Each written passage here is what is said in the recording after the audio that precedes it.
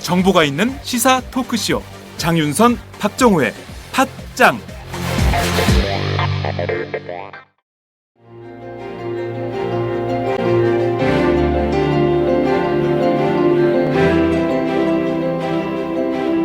하우스 맥주 유행하는 거 보면서 집에서 내가 만든 막걸리 한 잔, 옛날 방식 그대로 만든 술 한 번쯤 꿈꿔보셨죠?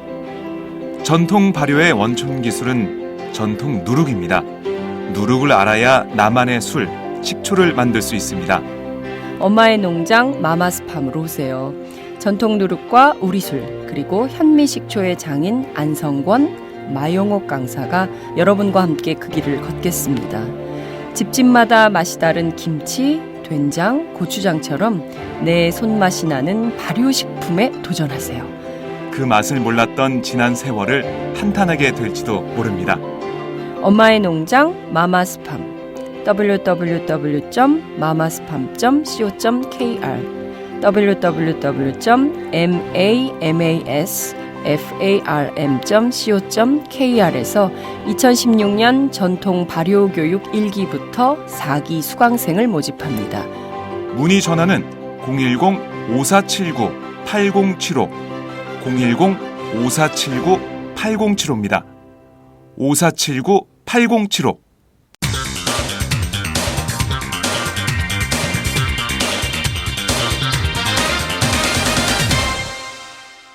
전혀 다른 뉴스. 전혀 다른 뉴스 시작하겠습니다. 해운과 조선업을 중심으로 한 기업 구조조정, 지금 우리 경제 최대 현안으로 떠오르고 있습니다.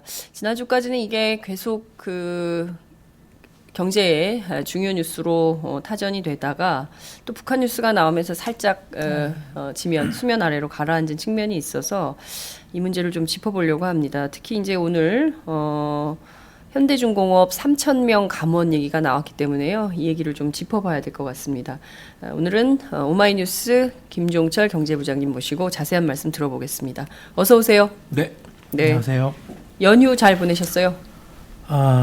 네. 잘 보냈습니다. 네. 어린이날 모든 아빠들이 다 똑같이 했던 것처럼 선물 사주시고 네. 피곤한 날 네, 어린이날은 피곤한 날 그러셨군요. 진짜 네. 많은 엄마 아빠들이 어린이날 또 어버이날 네. 연휴 기간에 정말 수고 많이 하셨을 것 같고요.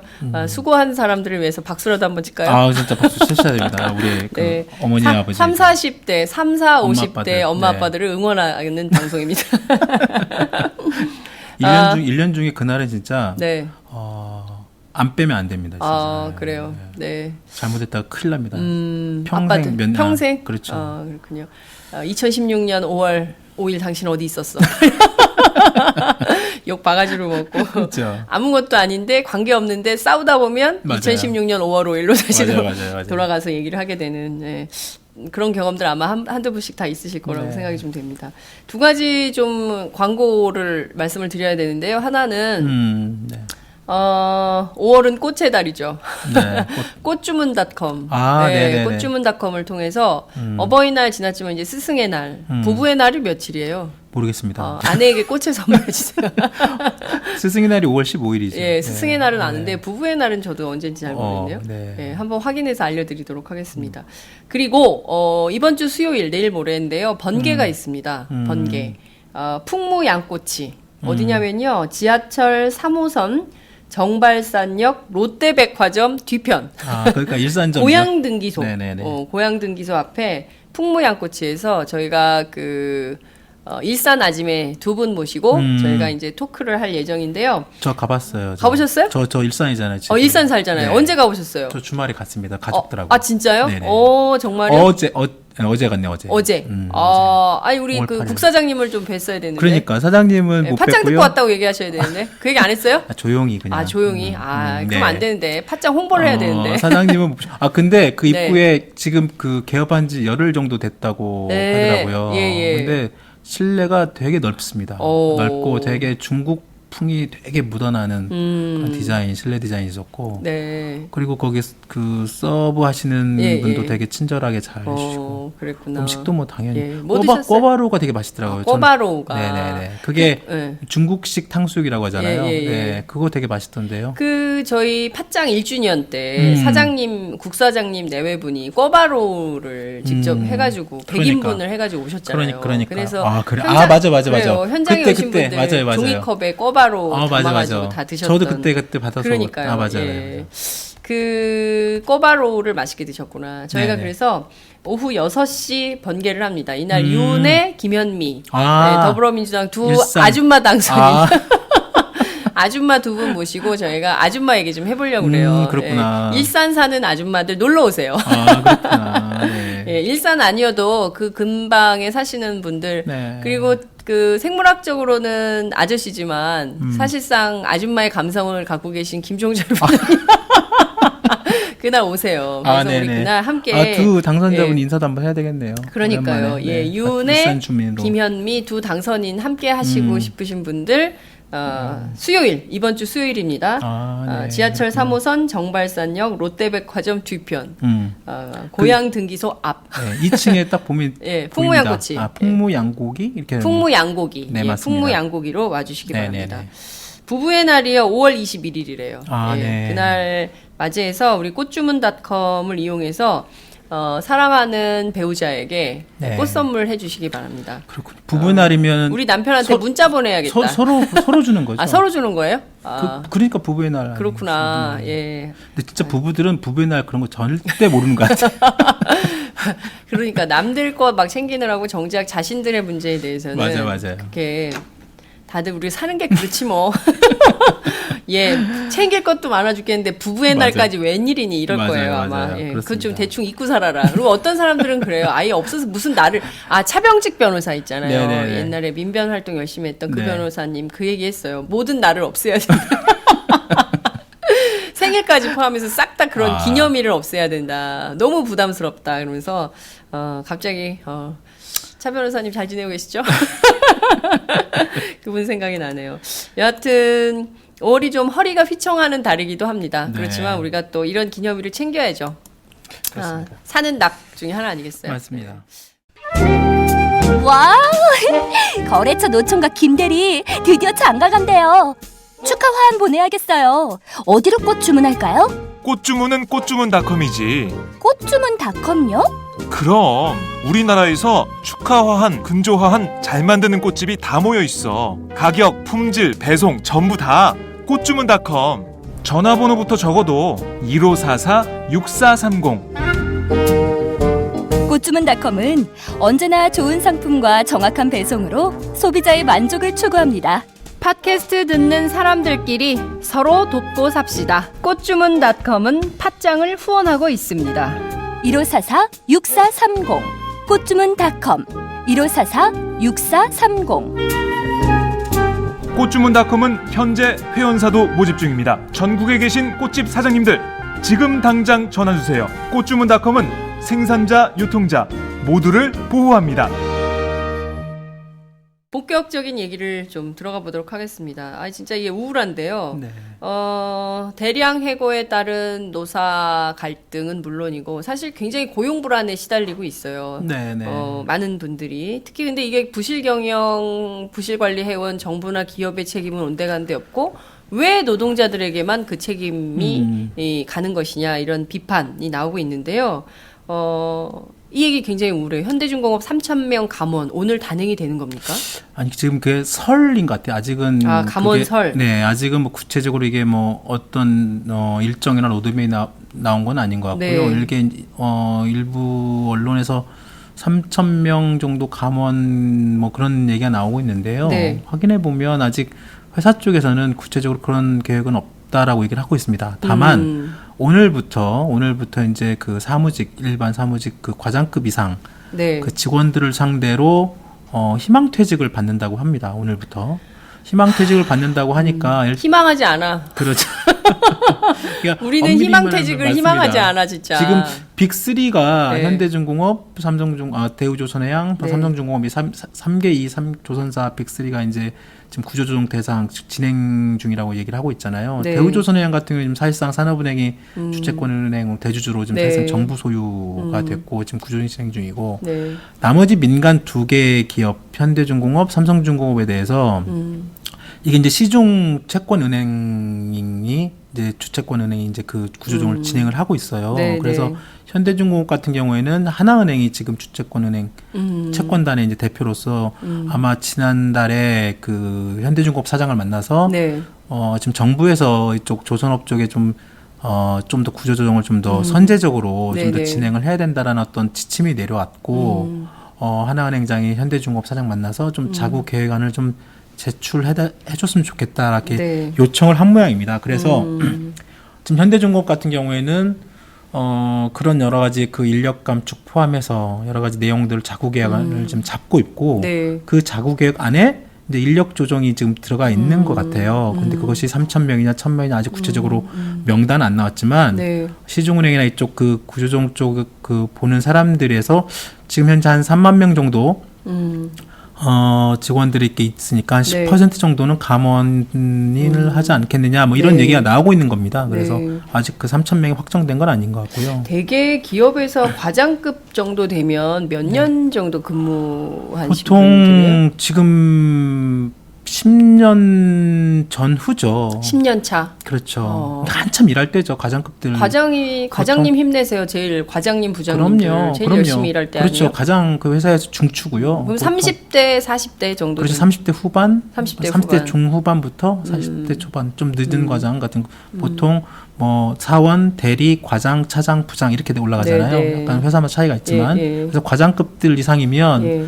보통 회사에서 최하 6, 7년 이상은 근무한 사람들이니까 10년 전후로 해서 그러면 한참 이제 회사에 대한 어떤 로얄티나 회사의 업무나 그다음에 뭐 숙련도나 뭐 이런 부분들은 되게 하여튼 그 회사의 어떤 중간 허리 이상 급들이니까 허리급이네요. 그럼요. 예, 근데 이 한참 일할 때. 사람들한테 희망퇴직이나 회사를 좀 나가라고 하면 네. 그 회사에 글쎄요 그 경쟁력을 어떻게 볼 수 있을까라는 생각도 들고요.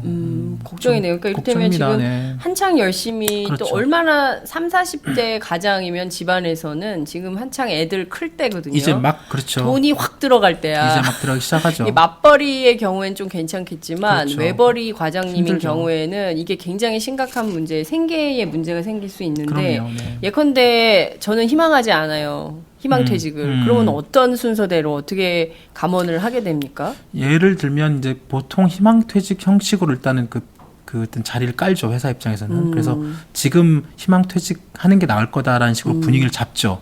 그래서 지금이라도 뭐 연봉 좀 어느 정도 하고 뭐 일정 부분 뭐라고 해야 되나요? 뭐 그 수당까지는 모두 주고 내지는 뭐 이렇게. 그렇죠. 네. 그런 것들 지금 있을 때 지금 우리 돈 있을 때 지금 돈 받고 나가는 게 나을 거다라는 식으로 이렇게 그 분위기를 잡고 네.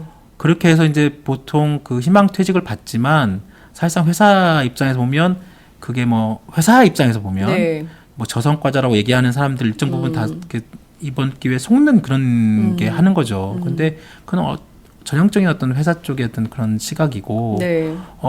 일하는 사람들 직원이나 노동자들 입장에서 보면 좀 황당한다고 볼 수 있죠. 왜냐하면 진짜 이제 막 일을 한참 일할 나이, 네. 과장급 이상, 뭐 과장, 차장 이상 상대로 희망퇴직을 받는다고 하면 그러면 이제 한참 10년 전후로 해가지고 물론 그 분들한테 그렇게 뭐 너무 나이 드신 분들은 아니겠지만 한참 좀 또 다른 어떤 새로운 직장이나 새로운 어떤 그 재교육을 통해서 다시 자기의 어떤 일자리를 찾지 않는 이상은 쉽지 않죠. 그래서 대부분 웬만하면 회사도 웬만하면 정말 어렵지 않으면 그런 과장급들 그런 젊은 층들은 희망퇴직을 안 받죠. 왜냐하면 앞으로 이 기업의 미래라고 볼 수 있는데 정말로 한 1, 2년 하고 뭐 장사 그만둘 거 아닌 이상 뭐 그런 얘기를 하죠. 네.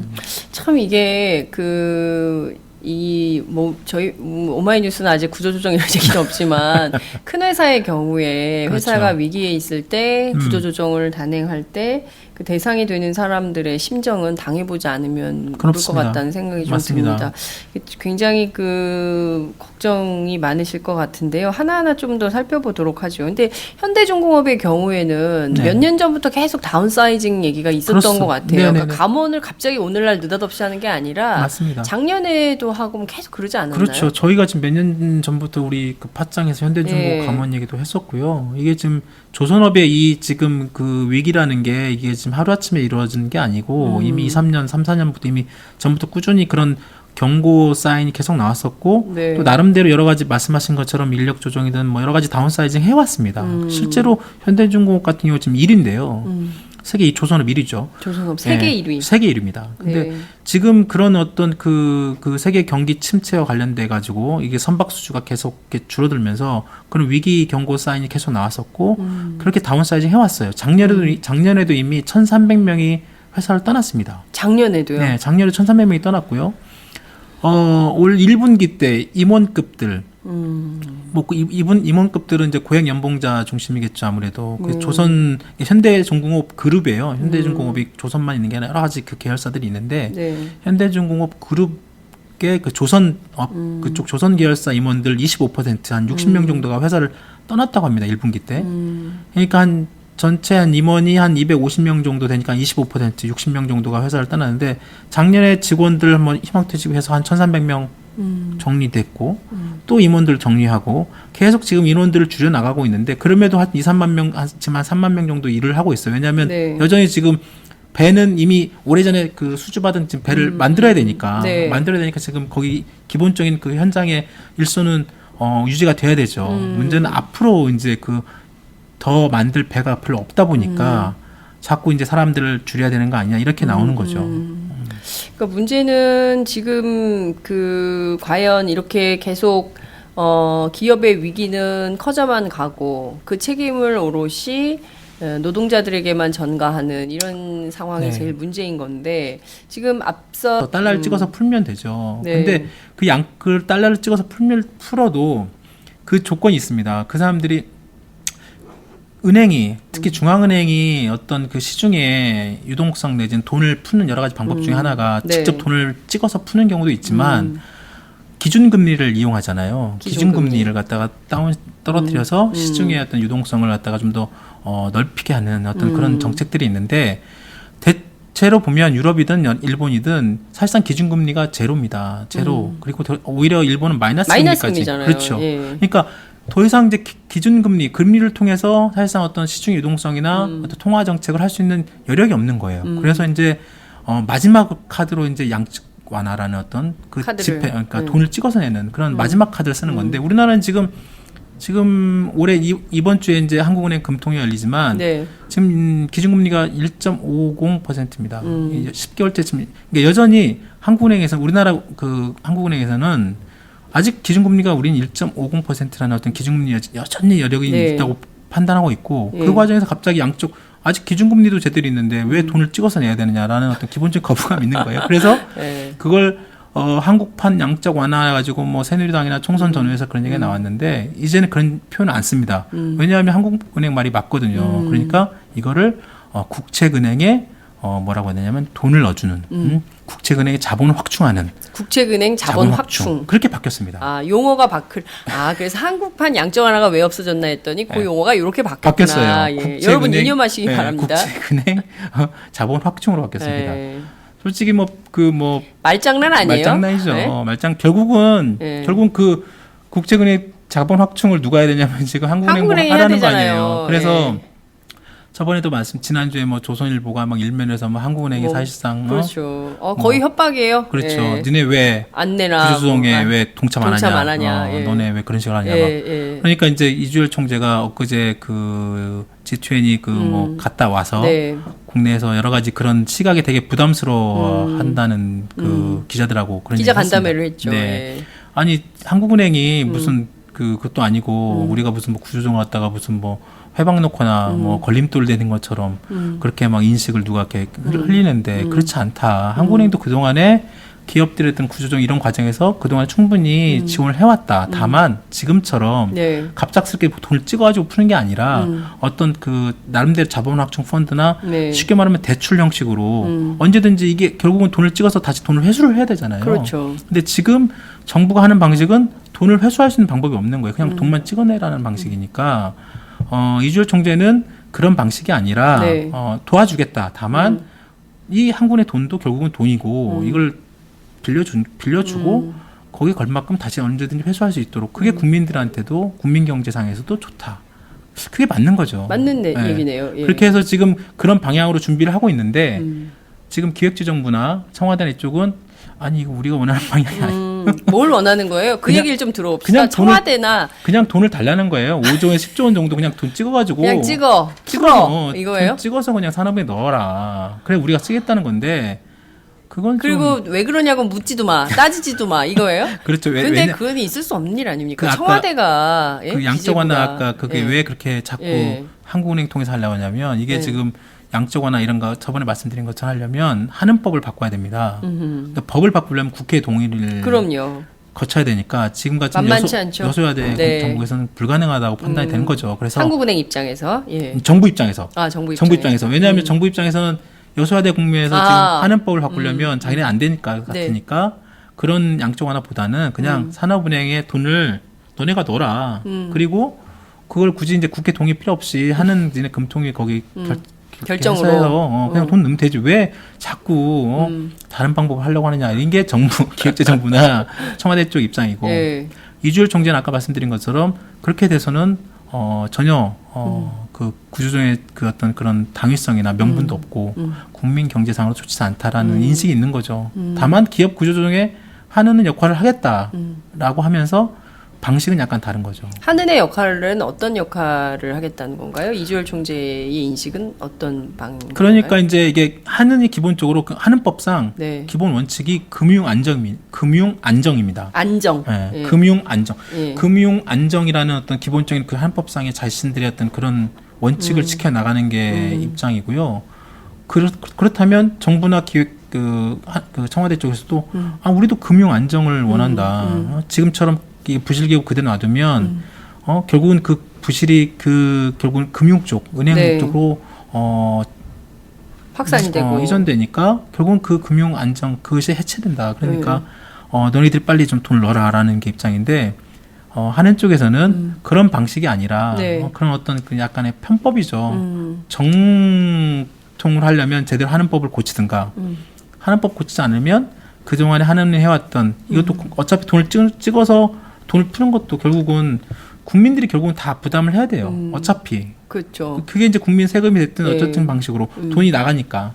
그리고 그 돈을 회수하지 못할 경우에는 그게 부실이 되면 결국은 그걸 어떻게 메꿉니까? 그러니까요. 세금을 근데 메꿔야 돼요. 정말 이해할 수가 없는 건데 뭐냐면 한은이 주장하는 원칙, 그러니까 금융 안정을 원칙으로 내세우는데 왜 청와대와 기재부, 정부는 편법을 하라고 자신들이 편하게 돈을 쓰고 싶은 거죠, 마음대로. 근데 정말 이해할 수가 없는 게 여기서 이제 짚어야 될 게 네. 어찌됐든 이거 지금 뭐 대놓고 정경유착 하자는 것도 아니고 말이죠. 네. 지금 아무도 부실에 대한 책임을 안 지고 있지 맞습니다. 않습니까? 네, 네. 예, 부실에 대한 책임을 누군가는 져야 되잖아요. 그 대우조선해양 얘기 들어보면 황당하던데 이명박 정부 때는 심지어 무슨 자원외교에도 참여를 했더라고요. 맞아요. 네, 네. 온갖 일을 다 한 셈인데, 그러니까 정부가 그렇게 흔들 대로 흔들어 놓고 결과적으로 그 책임은 전부 고스란히 노동자들 또는 이제 국민들 몫으로 맞습니다. 결국 돈 찍어가지고 국민 세금으로 막 하라는 거 아니겠어요? 그렇죠. 그리고 그 부실의 책임을 갖고 있는 경영주라든가 정부 이쪽은 아무도 책임을 안 지겠다는 거 이런 그렇죠. 얘기예요 지금? 그러니까 이게 지금 그 산업은행이 지금 돈을 얼마에 넣어야 될지도 아직 지금 확정이 안 규모도 됐죠. 지금 확인이 안 맞아요. 되고 있잖아요. 지금 보통 5조 원, 5조 원. 최하 5조. 최소 5조 원이라고 하는데요. 임종용 위원장이 그런 얘기도 했었어요. 그러니까 이거 5조 원 정도고 될지 안 될지 모르겠다라고. 더 들어갈 수도 있다. 그 말은 결국은 5조 원 안 된다는 얘기거든요. 아. 그러니까 지금 시중에 나오는 게 5조는 기본이고 네. 한 10조 원 정도는 넣어야 되지 않느냐라는 얘기가 나오고 있어요. 그러니까 10조 5조 원 받고 5조 더. 그런 거죠. 게임이야. 문제는 근데 정말 뭐 좋습니다. 5조든 10조든 뭐 정말로 그 제대로 들어가서 제대로 기업 살려서 제대로 고용이 안정이 되고 제대로 다시 경제가 살아나서 다시 그 돈을 회수하면 됩니다. 근데 그동안에 우리나라가 해왔던 구조조정 방식을 보면 공적 자금 투입해가지고 그 회수율이 몇 프로나 됩니까? 거의 진짜 수백 조를 넣어놓고 네. 거의 뭐 절반도 지금 제대로 회수 회수가 안 안 되고 됐잖아요. 결국은 그렇게 많은 기업들의 돈을 수백 조를 우리 국민 세금을 집어넣어놓고도 결국은 다 노동자를 엄청나게 다 시접 엄청나게 늘어났죠. 일자리 다 뺏겼죠. 네. 비정규직 엄청나게 늘어났죠. 그렇다고 뭐 재벌들 총수들 누구 뭐 감옥 간 사람 있나요? 그거 제대로 처벌 없었고 그런 부실을 관리 감독해야 될 정부 입장도 마찬가지고 이번에 산업은행 얘기 지금 감사를 거의 다 끝났대요. 네. 이제 발표를 앞두고 있는 모양인데 감사원 감사 산업은행. 예. 임종용 위원장이 그렇다고 하더라고요. 저번에 보니까 감사원 감사 나오면 일정 부분 산업은행의 잘잘못이 나올 것이다. 네. 거기에 대해 자기네들이 판단해서 검찰에 고발든 뭐든 적극적으로 책임을 묻겠다. 뭐 그런 얘기를 했어요. 뭐 그런 할 수 있다고 칩니다. 그러면 결국 그 산업은행은 또 누가 관리 감독하는 금융위나 금융위가. 정부가 다 또 내려보내는 네. 거거든요. 그러면 지금 산업은행 쪽 하는 얘기가 아니 뭐 우리가 얼마 언제 주체적으로 뭐 한 게 뭐가 있어 다 정부가 시키는 대로 그렇죠. 정부가 이 기업들 인수해 그래서 인수했고 이 기업들 뭐 이렇게 잘 봐. 그러니까 가만 있고 어쩐 때 또 이 기업들 뭐 아까 말씀하신 것처럼 자원 외교 됐든 뭐 외교 됐든 이쪽 기업들 동원해 가지고 자신들 하라고 한 것밖에 뭐가 있느냐. 이제 와서 네. 이제 엄청나게 지금 구조조정 비판 나오니까 결국은 또 산업은행의 뭐 임직원들 또 우리가 또 고스란히 또 유탄 맞는 거 아니냐 이런 얘기가 나오고 있어요. 희망퇴직. 참 진짜 그렇죠. 그러니까 정말 이런 데에서 국민적 공분이 생기는 거거든요. 네. 어떤 문제를 저질렀어요. 그러니까 사고를 쳤으면 책임을 져야 되잖아요. 네네, 그렇죠. 근데 그 사고를 치고 책임을 안 져. 그리고 정권이 바뀌었어요. 그러면 바뀐 정권 하에서 또 사고를 더 쳐. 그러고 나서 또 책임을 안 져. 그리고 전부 계속 끊임없이 꼬리 자르기 방식으로 노동자들에게만 책임을 전가하고 어디 아까 과장이요? 과장급들 지금 대한민국 과장들에게 물어보세요. 회사에서 명을 받아서 열심히 일한 죄밖에 없다 우리는. 그렇죠. 그렇잖아요. 네, 과장이 뭐 맞습니다. 결정할 수 있는 자리는 아니잖아요. 그럼요, 맞습니다. 예? 네. 그렇게 열심히 일했더니 야 너 나가. 그렇죠. 야 네가 책임지고 네가 나가. 이렇게 되는 거잖아요. 그렇죠. 그러니까 이거를 지금 퇴직금 줄 때 나가라 뭐 그런 그러니까요. 식으로. 그리고 이거 잘해주는 거야. 그렇죠. 뭐 이렇게 그러니까 요때 나가야 조금이라도 단 몇 푼이라도 네가 더 받는다. 챙겨가는 거야. 그러니까 요때 나가. 그러니까 대우해줄 때 나가. 이런 거잖아요. 네. 그러니까 정말 잔인한 거거든요. 잔인한 예? 맞습니다. 그리고 정말 재벌 총수들, 사모님들 무슨 책임을 지고 있습니까? 정부가 무슨 책임을 지고 있습니까? 정말 팟짱이라도 들으면서 이 억울함, 답답함을 씻지 않으면 분해서 살 수가 없어. 그래서 박상희 서울대 행정대학원 교수 같은 경우에는 네. 그런 얘기를 합니다. 저번에 저도 만나서 이런 얘기를 들었는데 아니 뭐 5조든 10조든 뭐 그 돈 그거 왜 또 집어넣냐. 차라리 그냥 그 기업들 그냥 망하게 놔둬라. 그 돈을 가지고 거기서 망해서 나오는 그분들 있잖아요. 그분들한테 실업급여 거의 그냥 월급 90%씩 그렇게 네, 보장해주고 주고. 그다음에 그 재교육 프로그램 가동하고 사회안전망에 확충하는 게 훨씬 정부의 역할이 맞다라고 그러네요. 주장하시는 그런 주장도 있습니다. 그게 사실상 그 북유럽식 어떤 구조조정의 방식인데요. 네. 그동안에 우리나라 그 구조조정의 이런 방식을 보면 이런 식이었거든요. 또 이렇게 돈 집어넣고 사람들 잘라놓고 네. 그 기업 대충 죽지 않을 정도로 대충 만들어 놓습니다. 그리고 대주주는 형식적으로 퇴진합니다. 재벌 총수들 살짝 퇴진하고 처벌 안 받고 그러다가 한 2, 3년 후에 살짝 그 눈치 보면서 여론 눈치 보면서 슬그머니 복귀합니다. 그리고 다시 그 기업 다시 가져갑니다. 금호그룹이 그랬고요. 금옥으로. 예, 다 그렇게 하고 있습니다. 그러니까 그 사이에 일했던 사람들 다 잘리고 다시 그 회사 다시 건전하게 다시 잘 만들어서 다시 그 재벌들한테 주는 거예요. 그러니까 결국엔 금수전 계속 금수저고 흑수전 그러니까. 계속 흑수전 거야. 그러니까 그게 말이 안 되는 정말요. 거죠. 그러니까 이런 식의 구조조정 방식은 이제 더 이상 통하지도 않고 네. 해서도 안 될 것 같아요. 그러니까 국민의 이름으로 그런 구조조정은 이제 받으면 안 될 것 같아요. 5조가 됐든 10조가 됐든 그 어마어마한 돈 아닙니까? 맞습니다. 그걸 네. 차라리 노동자들에게 그렇죠. 주고 네. 실업수당 그렇죠. 늘리고 현실화하고 해서 정말 내 삶을 개선할 수 있는 비전 방법을 찾을 수 있는 길을 공공기관인 정부가 앞장서서 노력해야지 끊임없이 기업에다 돈 줘가지고 그렇죠. 기업에서 고용 창출하면 그것이 정상적으로 운영되는데 큰 도움이 될 거라는 착각 그렇죠. 이런 데선 이제 좀 벗어나야 될 것 같다는 생각이 좀 듭니다. 맞습니다. 아 열받아. 아니 정말 그런 생각이 좀 들어요. 제가 이제 주말에 네. 그 전형적인 할리우드 영화긴 한데 케빈 코스트너가 나오는 구조조정과 관련된 영화를 봤어요. 그래요? 예. 그게 뭐죠? 그냥 전형적인 할리우드 영화예요. 그러니까 해피엔딩. 결국에는 어. 회사에서 쫓겨난 사람들이 어. 자기들이 자발적으로 회사를 또 만들어서 그 회사가 이제 그만둔 잘린 그 희망퇴직. 희망퇴직 당한 분들이 네. 이제 함께 만들어서 이제 회사를 다시 만든다. 그럼 마지막에 엔딩에 그 자막이 올라가요. 그러니까 네. 2008년 금융위기 이후에 굉장히 많은 실업자들이 생겼지만 결국에는 저 고용주들, 네네. 이를테면 대기업 그 주주나 대기업 임원들은 변함없는 생활을 유지해 나가지만 네. 노동자들은 몇만 명이 잘렸고 뭐 이제 그렇죠. 이런 얘기들이 쭉 나갑니다. 그러니까 이게 한국적 현상만은 아닌 거예요. 그러니까 그렇죠. 미국도 마찬가지고 네네. 다른 나라들도 마찬가지인데 우리가 어떤 방향으로 갈 것이냐. 그러니까 말씀하신 대로 북유럽식의 구조 조정을 해간다면 국민들한테도 여유가 생기잖아요. 그러니까 네. 일정 정도의 급여가 보장이 되면 네. 그러니까 생활은 유지가 되는 그렇죠. 거니까 극단적 상황은 아닌 거니까요. 그렇습니다. 생활을 유지하면서 또 다른 비전. 네. 그동안 나는 어떻게 살았는데 앞으로 어떻게 살 것인가 그렇습니다. 생각해 볼 수 있는 좀 오연호 대표가 주장하는 옆을 볼 자유 생기는 거 아닌가 맞습니다. 싶어요. 네네. 예. 답답합니다. 앞으로 이제 구조조정 문제 계속 될 텐데요. 이게 그렇죠. 이제 확산된다는 거 아니겠어요? 그렇습니다. 이게 앞으로 구조조정 문제는 이 기업 지금 조선해운업에만의 문제가 아니고 네. 좀 전자 반도체 등 국내 지금 주력 제조업들 다 구조조정 문제는 아마 올해 뭐 내년까지도 계속 이어질 가능성이 큽니다. 그래서 이게 단순한 해운업, 조선업의 문제로 해서는 안 될 것 같고요. 이번 기회에 정말로 아까 말씀드린 것처럼 지금까지 우리나라 해왔던 구조조정 방식을 다시 한번 좀 네. 어차피 이제 국회도 20대 국회 새롭게 열리잖아요. 네.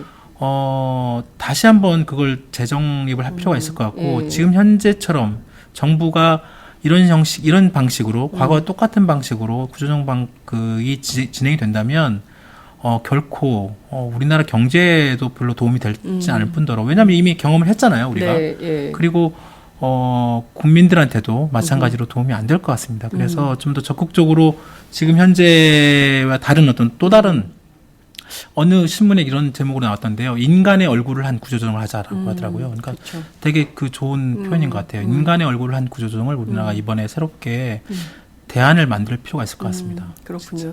정말 이제는 정부가 선택을 해야 될 것 같아요. 맞습니다. 옛날 방식, 과거 방식대로 해서 안 된다는 게 다 입증이 됐는데 네. 또 똑같은 방법으로 해서 할 거냐 아니면 새로운 방법을 선택할 거냐. 국민들의 명운이 걸린 문제이기 때문에 맞습니다. 잘 판단해야 될 것 같고요. 이 문제는 저희가 이제 계속 팔로우할 예정이어서 네. 김종철 부장님께서 이번 주 목요일에도 또 비언프로 출연하셔서 네. 또 얘기를 해주실 거라고 믿으면서 네. 오늘 말씀 여기까지 듣도록 하겠습니다. 고맙습니다. 네, 감사합니다.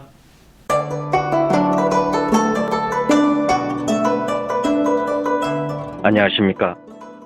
저는 정도전을 15년 전에 최초로 소설로 썼던 작가 임종일입니다.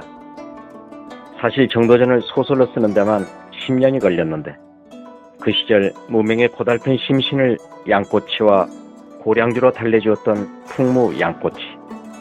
풍무 양꼬치는 월드컵 4강의 기쁨도 나라골 우습게 돌아가고 분통이 터질 때도 늘 함께했던 안식처이자 사랑방이었습니다.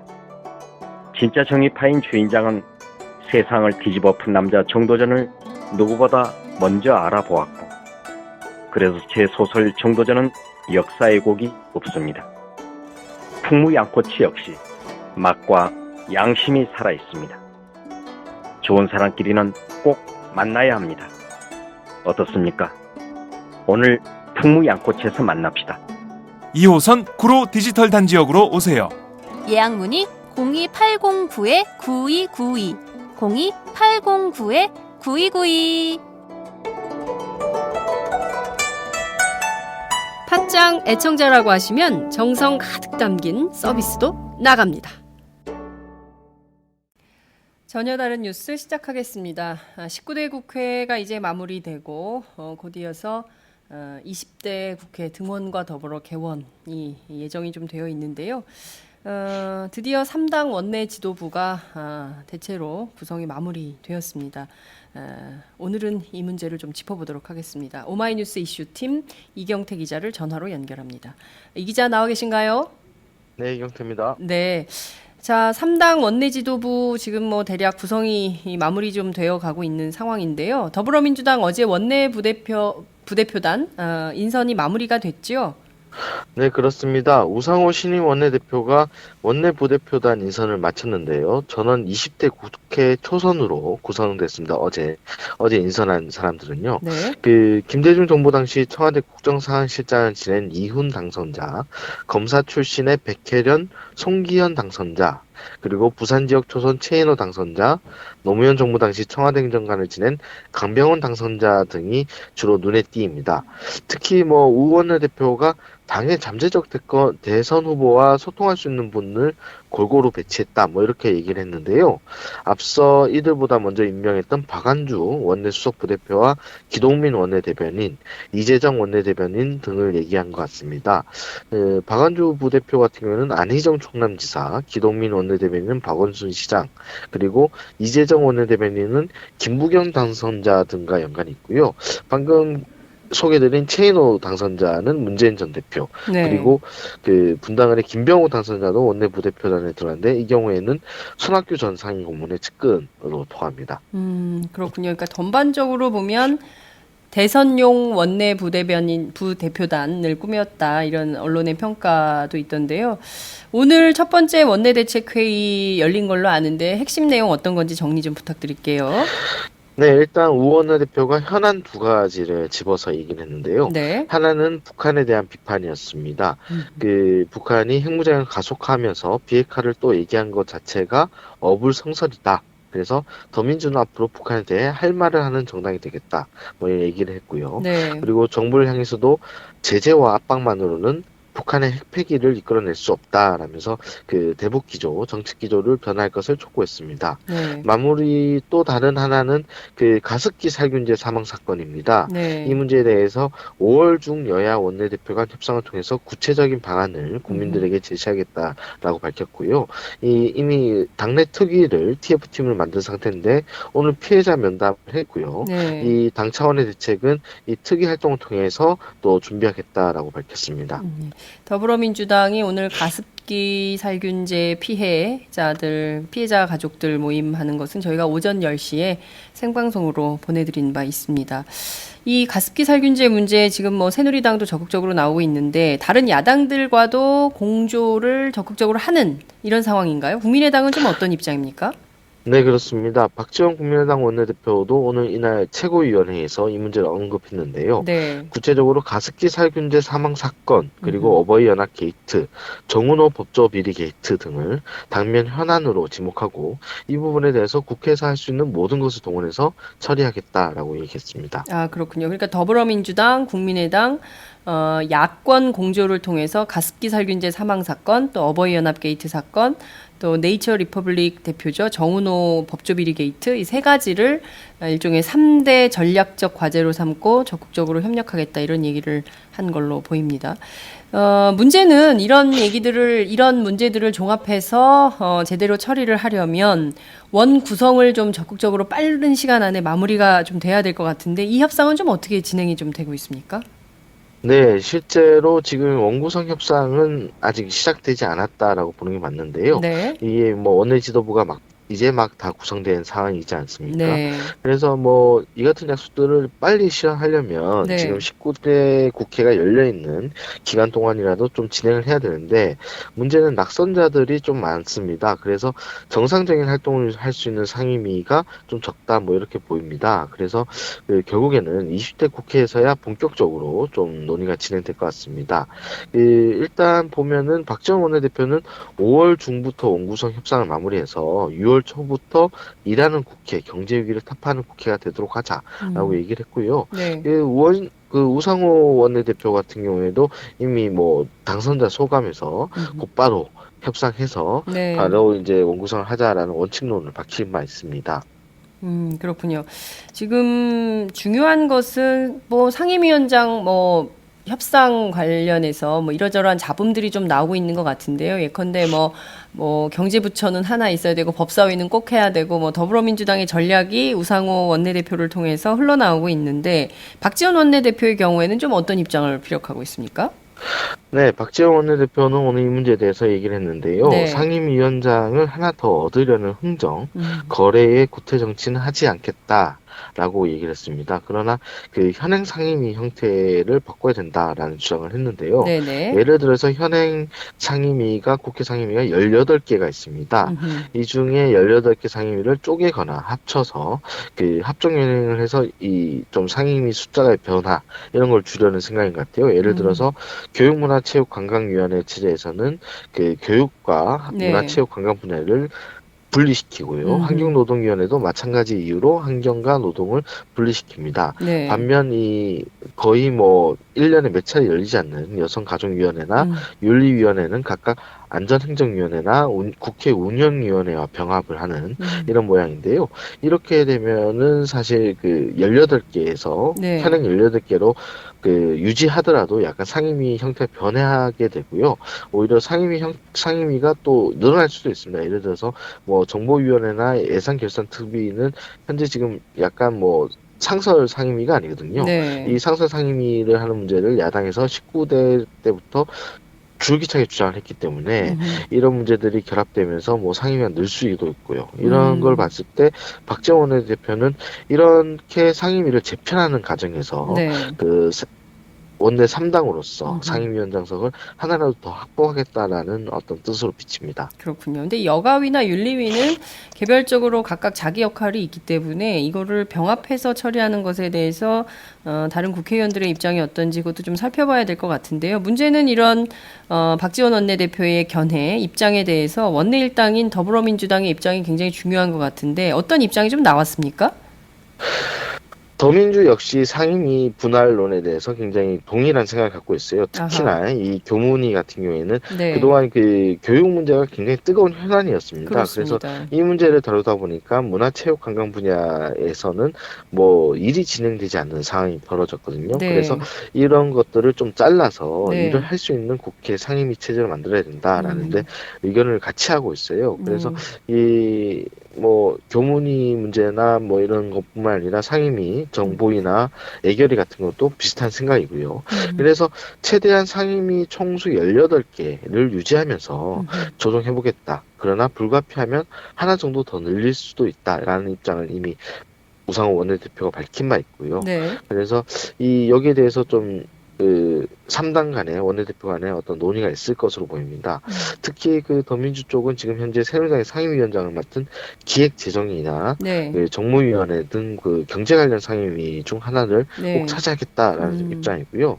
그리고 원내 일당이긴 하나 네. 야당이기 때문에 법제사법위원회도 역시 뺏길 수 없다라는 입장입니다. 그래서 이런 부분에서 좀 진통이 있을 것 같습니다. 그 만약 상임위 숫자가 18개에서 변하지 않는다면요. 네. 의석수에 따라서 상임위원장 배분은 새누리당 8, 더민주 8, 그리고 국민의당 2 이렇게 조정될 예정입니다. 그렇군요. 예컨대 8개 상임위를 꼭 고수해야 되는 이유나 이런 게 좀 있습니까? 18개? 이 상임위가 늘게 되면 네. 아무래도 이 상임위를 유지하고 상임위원회에서 어떤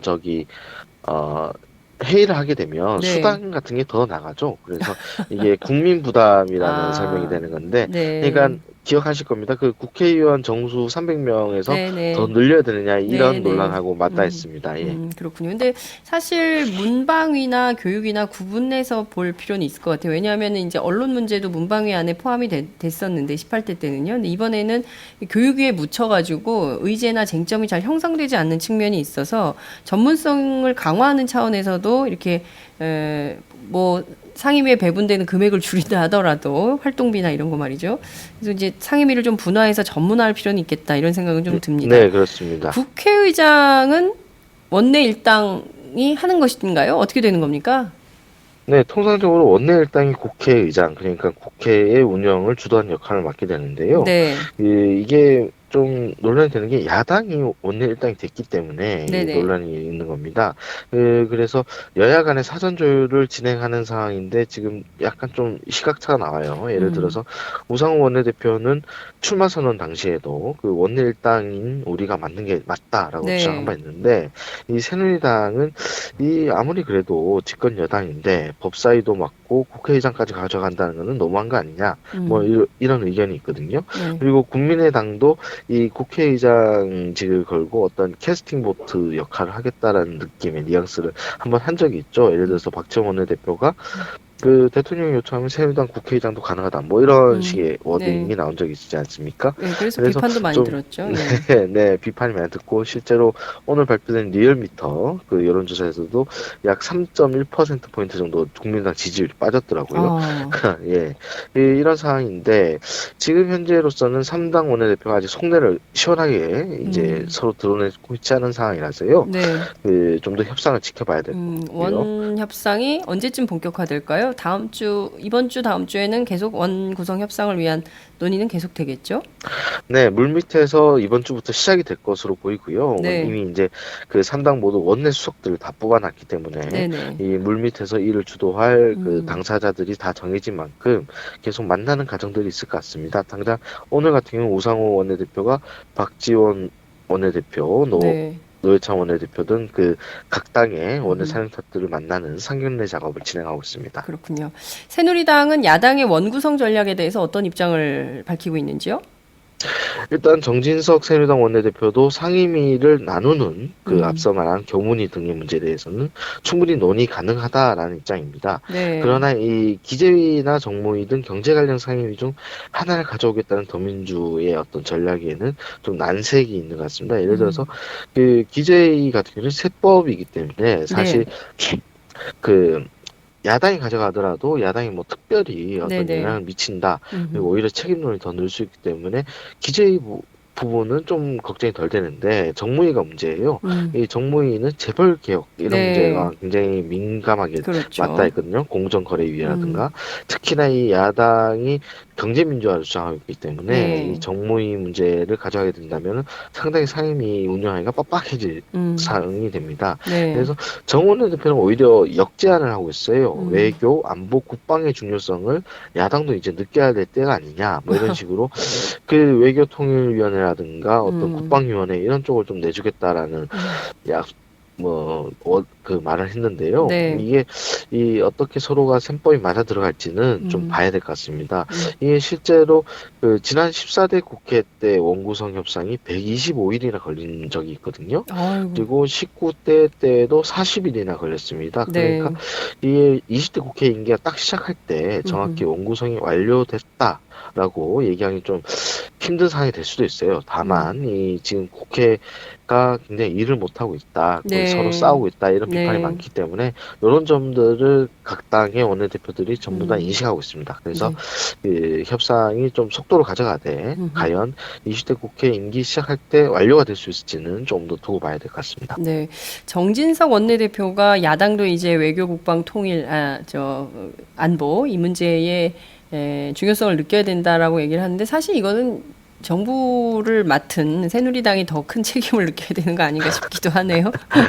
네, 그렇습니다. 이게 뭐 정권 교체를 염두에 두고 한 발언인가라는 생각이 좀 들기도 합니다. 새누리당 오늘 당선자 총회 연다면서요? 네, 그렇습니다. 새누리당은 뭐 원구성 협상 문제도 있지만 아직 수습해야 될 당내 현안들이 많지요. 특히 그 비상대책위원회 문제가 걸려 있습니다. 네. 오늘 이 비대위의 구성을 어떤 성격으로 할 것인지 논의가 좀 진행될 예정인데요. 현재로서 친박계는 관리형 실무 비대위를 좀 준비를 해야 된다 이런 입장이고요. 비박계는 혁신형 비대위를 만들어서 당의 어떤 새로운 모습을 보여줘야 된다. 뭐 이런 얘기를 하고 있습니다. 오늘 결론이 좀 매끄럽게 나올 수 있을지는 좀 두고 봐야 될 것 같습니다. 네. 또 하나 좀 가능성이 이거 비대위 문제보다는 좀 낮긴 한데요. 네. 유승민, 윤상현 등 탈당파 복당 문제가 좀 거론될 수도 있습니다. 이 원구성 협상 앞두고 지금 원내일당 지위를 회복할지 말지 여부를 결정지을 수 있거든요. 네. 예를 들어서 뭐 단 한 명만이라도 들어온다면 다시 그 더민주와 동일한 의석수를 확보할 수 있기 때문에 이 문제를 누군가는 좀 거론할 수도 있겠다 이렇게 보이는데, 일단 이 복당을 이 시점에 허용하게 된다면 네. 이 원내일당을 노리는 어떤 너무 속보이는 결정이다. 음흠. 뭐 이런 비판이 뭐 너무 빤히 보여서요. 네. 이 문제는 좀 어떻게 논의가 진행될지 좀 주목됩니다. 그리고 좀 특이한 점은 오늘 총회에서 그 노무현 정부 당시 청와대 정책실장을 지낸 김병준 국민대 교수가 특강을 할 예정이에요. 네. 그래서 20대 국회 새누리에 바란다라는 주제로 특강을 하는데 네. 어떤 이야기들이 나올지 또 음. 그것도 한번 지켜보겠습니다. 네, 재밌는 특강이 될 수 있겠다 싶습니다. 그 유승민, 윤상현 복당 문제와 관련해서는 박근혜 대통령이 이미 가이드라인을 제시한 바 있기 때문에 유승민 전 원내대표 본인 스스로도 뭐 복당 문제가 쉽지는 않아 보인다, 좀 기다려야 될 것 같다 이런 얘기를 한 바 있는데요. 관련해서 오늘 새누리당 당선자 총회에서 어떤 결정이 나올지 지켜보도록 하겠습니다. 오늘 말씀 잘 들었습니다. 네, 감사합니다. 네, 지금까지 오마이뉴스 이경태 기자와 함께했습니다. 오늘도 오마이뉴스 10만인 클럽 후원 회원님들의 발길은 이어지고 있습니다. 국민이 속지 않고 믿을 수 있는 언론을 기대합니다. 시민을 위한 언론, 오마이뉴스가 진보 종편으로 꼭 성공하기를 빕니다. 시민들의 판단에 위한 충실한 진실 전달자가 되어주세요. 민주주의가 왜곡 후퇴하는 이 불의하고 참담한 현실이 하나하나 타개되길 소망합니다. 오마이뉴스를 믿고 응원합니다. 장윤선, 박정호의 팟짱 후원하시는 10만인 클럽 회원님들의 가입 동기입니다. 참 절박하죠? 오마이TV가 보수 정편이 외면한 진실을 생생하게 전달하겠습니다. 내 손안의 스마트 진보 종편, 월 1만 원이면 됩니다. 지금 바로 전화주세요. 02733-5505, 내선 번호는 0번, 공용 핸드폰은 010-3270-3828입니다. 정권과 자본 앞에 할 말하는 당당한 오마이TV. 팍팍 밀어주세요!